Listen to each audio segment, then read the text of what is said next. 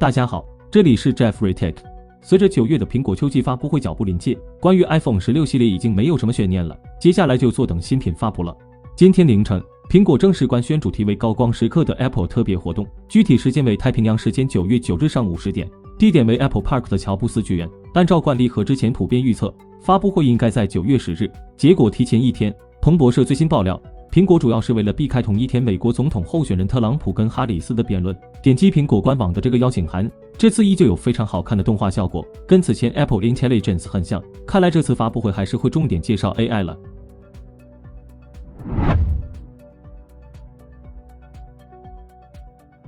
据彭博社记者马克·古尔曼最新消息透露，苹果公司已经开始对全球零售店员工进行 Apple Intelligence 的相关培训，将在9月12日晚上和9月13日早上举行，具体取决于直营店安排。古尔曼指出，这些会议的时间表不同寻常，因为苹果通常在周日举行这些会议，而不是在工作日举行。然而，苹果似乎将在今年新 iPhone 发布时遵循不同的策略。值得注意的是， Apple Intelligence 并不会随着 iPhone 16的发布而立即上线。据古尔曼透露，由于苹果和开发者需要足够的时间对 AI 功能进行优化和测试，该功能将跳至10月，随 iOS 18.1 版本一同发布。这意味着，在 iPhone 16发布初期，用户将无法立即体验到完整的 AI 功能。尽管如此， Apple Intelligence 所带来的诸多创新功能依然令人期待。据悉，该功能将包括写作工具、通知摘要以及新版 Siri 界面等，这些功能将在 iOS 18.1 版本上线时逐步展现给用户。此外，更高级的功能，如 Image Playground、Gammoji 和 ChatGPT 集成等，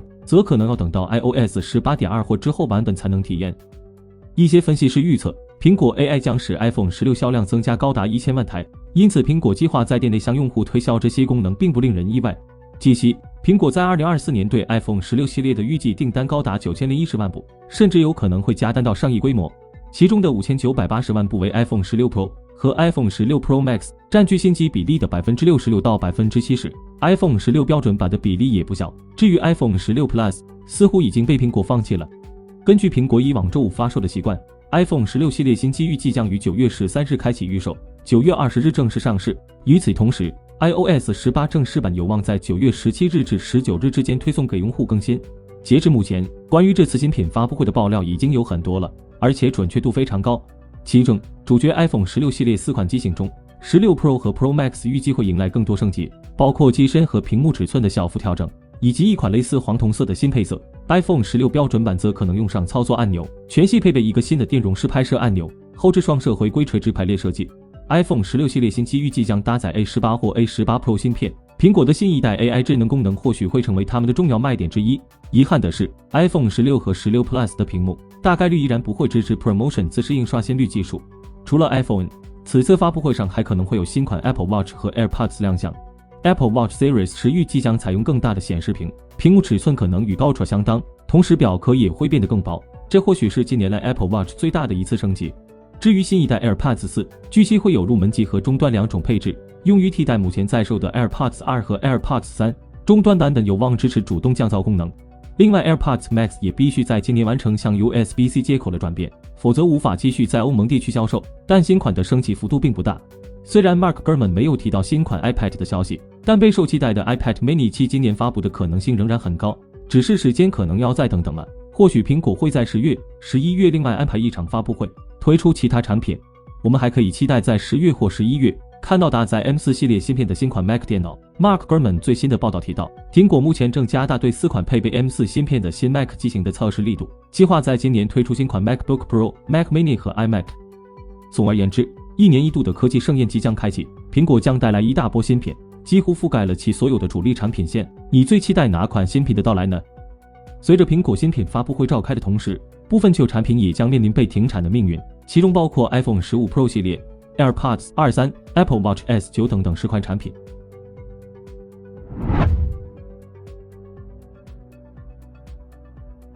iPhone 15 Pro 自2018年苹果推出 iPhone XS 和 X2 以来，苹果一直习惯在旗舰 iPhone 发布1年后停产，原因可能是它们过于相似。如果用户想要省钱，苹果更希望他们购买入门级新 iPhone， 因此我们很可能会在下个月告别苹果首款钛合金材质的 iPhone 15 Pro。iPhone 15 Pro 还可能是最后一款配备6.1英寸和6.7英寸屏幕的 Pro 系列 iPhone， 因为 iPhone 16 Pro 预计将拥有更大的显示屏 ，iPhone 15 Pro 的蓝色钛合金配色也很可能会在 iPhone 16 Pro 系列中消失。当然 ，iPhone 15 Pro 的性能目前还是非常强劲的，停产并不意味着淘汰，并且它还是第一款支持苹果 AI 的机型，预计再用个4-5年还是完全没问题的。iPhone 14 Plus，iPhone 14 Plus 是苹果首款入门级大屏 iPhone， 配备了与 Pro Max 系列相同的6.7英寸显示屏和长续航电池，但价格更低。iPhone 14 Plus 还首次自2017年的 iPhone 8 Plus 以来，重新推出了 Plus 品牌。去年9月，苹果停产了 iPhone 13 mini， 但继续销售 iPhone 13，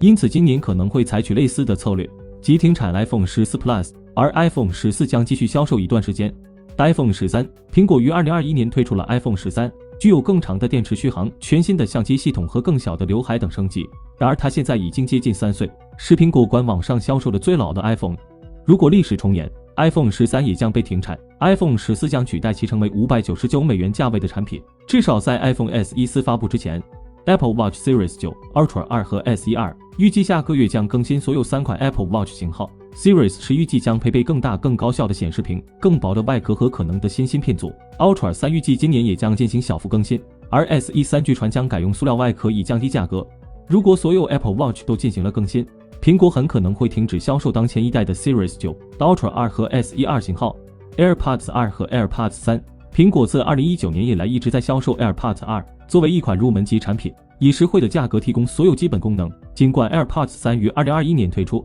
具有空间音频、更好的音质和其他功能，但苹果仍然保留了 AirPods 2在产品阵容中。然而，这种情况应该很快就会改变。下个月，预计苹果将推出2款新的 AirPods 4型号，一款入门级型号将取代 AirPods 2，另一款终端型号将取代 AirPods 3。终端型号预计将包括降噪功能，现有的 AirPods 2不具备该功能。随着这2款 AirPods 型号的推出， AirPods 2和 AirPods 3很可能都会停产。iPad mini 6和 iPad 10，下个月苹果最便宜的2款 iPad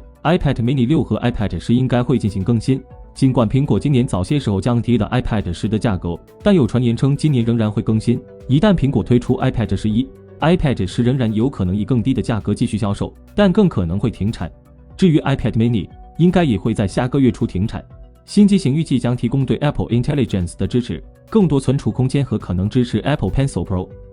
以上就是本期视频的全部内容了，大家准备好入手新 iPhone 了吗？即将停产的旧产品中有你正在使用的产品吗？你觉得它们该淘汰了吗？欢迎和我们交流互动，想了解更多数码资讯，记得关注我们的频道，我们下期再见。